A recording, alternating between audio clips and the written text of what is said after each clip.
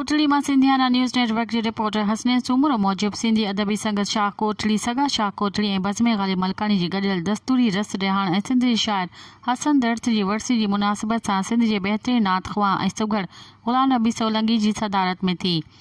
मेहमान ख़ास अल्ताफ़ मलकानी, काज़ी बदर, अब्दुल सत्तार भुट्टो, इकरार मधोज, साबिर सैयदपुरी, कमरुद्दीन लतीफ़ी, चाचो मिस्री जमाली, ज़ुल्फ़कार अली हालार मेहमाननि में शामिल हुआ। गजाणी जी शुरूआत शाह अब्दुल लतीफ़ भिटाई जी वाई सां कमल लतीफ़ी कई। जिरत सुघड़ काज़ी बदर मोहम्मद सुलेमान जुणे जो चाचे मिस्री जमाली डूर बेत ॿुधाए वाह वाह कराए छॾी। सूफ़ी रागी मज़हर अली चांडियो, फ़क़ीर नज़ीर मल्हा सूफ़ी कालम ॿुधाए वाह वाह कराए छॾी। अल्ताफ़ मलकानी भिटाई साईं जी शाइरी पढ़ी ऐं तशरीह कई ऐं हसन दर्स खे भेटा पेश कई। ज़ुल्फ़कार अली हालार हसन दर्स जी शाइरी तरन्नुम सां ॿुधाई।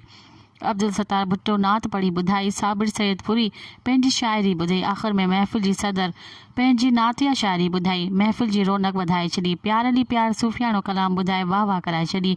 जिरत सलीम अहमद जामरी, इशफ़ाक़ जामरी, अब्दुल जब्बार भुट्टो, शेर मोहम्मद जमाली, इशफ़ाक़ अली, फ़क़ीर ग़ुलाम असगर गाॾेही, जावेद अली चांडियो, नंढड़ो बालाज ख़ान चांडियो, फ़क़ीर सदाकत चांडियो, अली गुल रिंद, पीरी टालपुर, मुख़्तियार अहमद लगारी, मोहम्मद रमज़ान जमाली लाहौतीअ समेत केतिरनि ई शाइरनि अदीबनि शिरकत कई।